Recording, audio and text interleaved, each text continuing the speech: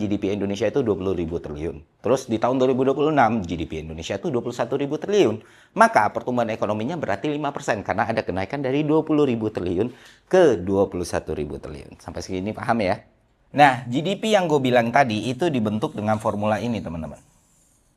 Konsumsi ditambah investasi ditambah belanja pemerintah, government spending, ditambah ekspor dikurang impor, maka dapatlah angka GDP suatu negara. Balik lagi, kalau misalnya awalnya 20.000 triliun, terus dalam 1 tahun dia jadi 21.000, maka berarti pertumbuhan ekonominya naik 5% gitu.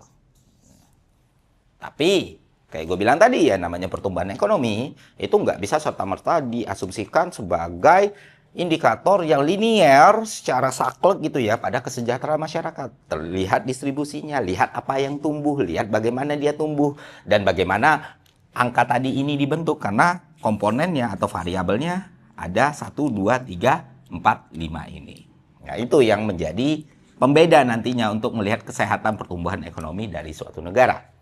Nah, balik lagi, pemerintah baru ngumumin kalau kita ada yang angka 5,6. Which is, ini tinggi ya teman-teman, mengingat kondisi ekonomi sekarang, situasi sekarang 5,6 itu tinggi itu kan, karena beberapa periode belakangan kita bertahan di angka 5,1, 5,2 gitu. Nah, tapi ada tapinya, kalau setiap angka ini kita breakdown, kita akan menemukan sesuatu yang ya bahasa halusnya anomali menurut gua gitu, dan itu perlu jadi perhatian teman-teman semua. Oke, gini, di tahun 2025 konsumsi kita ada 4,89%, ekspor 6,78, impor 3,96, ya kan, ini selisih.